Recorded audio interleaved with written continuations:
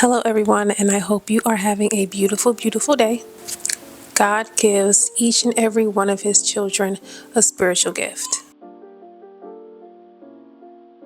And today we are going to talk about one of them, the gift of discernment. Now, we are all intuitive to an extent, but some of us, the intuition seems a bit stronger, a bit sharper, if you will. The older that I get and the more that I build my relationship with God, the more things become clear. And I'm sure some of you are experiencing something similar. Life has been lifing, and the more that I experience in this life, the more that I realize these spiritual gifts that I have been learning about are essential to navigating through this life. Today is the gift of discernment. We're going to discuss a few signs that probably indicate that you have a gift of discernment. The first one is a bit obvious, and that is you pick up on things that others around you do not. Now, this one can be the most difficult to deal with because you tend to feel crazy when no one else is on your side or when no one else feels what you feel. You may find yourself in a situation where your spirit is telling you not to trust a certain individual because something about them is off. Or maybe you have this feeling that someone is hiding their true selves. Pretty much nothing gets past you, and you may not have the physical proof of the things that you know. You just have this innate feeling that you go off of, and it's something that you can't ignore. And like I said, people may not take you serious, and they may even think that you're crazy. But let me tell you, lives have been saved by following this feeling. And lives have been lost from ignoring that feeling. So even when you stand alone, do not ignore that feeling that you have, because that is God himself communicating with you. The second indicator is you tend to be more reserved, or you're more observant of your environment. For some reason, you just cannot allow your guard to fall, especially in unfamiliar situations. You are innately aware that there is someone or something lurking in the shadows, waiting for an opening to swoop in and wreak havoc. Not to be confused with paranoia, you are just aware, and you like to dot your I's and cross your T's. That means you don't want to be caught lacking. You may also be hypersensitive to what you consume, whether it's music, TV, what you may hear in passing on the radio, etc. And you don't like to use substances, whether it's drugs or alcohol, because you understand the importance of being sober-minded, because you know these substances can cloud your judgment and it can diminish your gift. When you are made aware that God has gifted you with this ability, you must value it.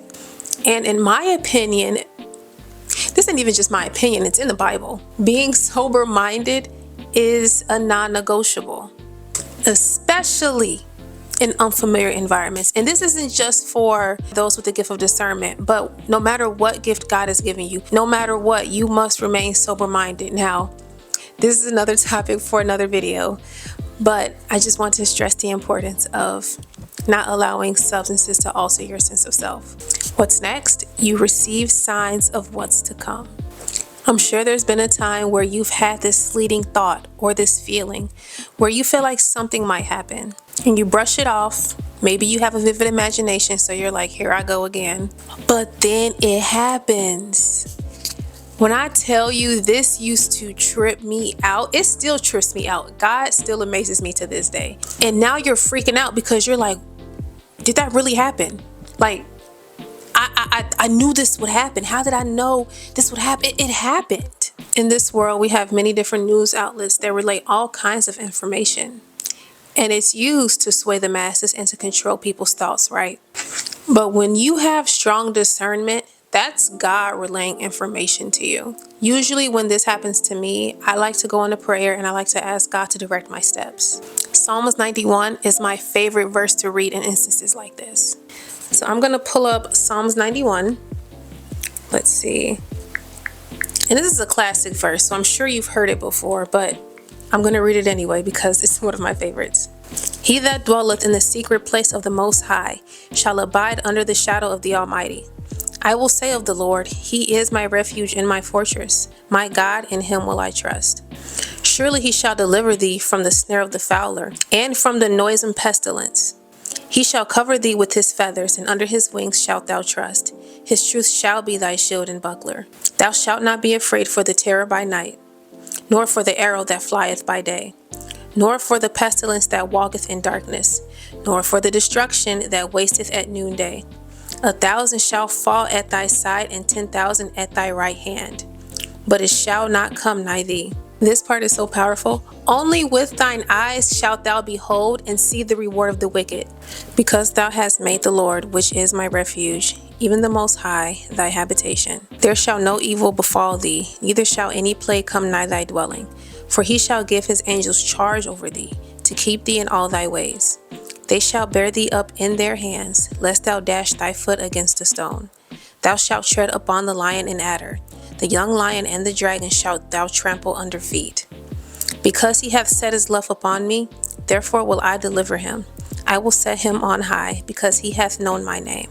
He shall call upon me, and I will answer him. I will be with him in trouble. I will deliver him and honor him. With long life will I satisfy him, and show him my salvation. So when in doubt, ask God to guide you. I think this last sign is the most relatable. In trying to use your better judgment and using your discernment, you often feel misunderstood. We are spiritual beings, but we live in a world where many people can only see, understand, and acknowledge what they see in front of them. But you're more in tune with your spirit, and understandably, that can conflict with your environment. In all honesty though, I believe feeling misunderstood by others can stem from you misunderstanding yourself. Because once you understand how the world is, and once you understand the assignment that God has you on, you start to feel less misunderstood. And being liked and being understood by the world becomes less important to you. Building a relationship with God, nurturing your spirit, that's how you sharpen your discernment. And your discernment can also help you in finding people who understand you. Discernment isn't just about spotting danger or spotting dangerous people. Discernment is also about using the guidance of God to navigate through this life, finding community, protecting others, and following the path that God has paid for you.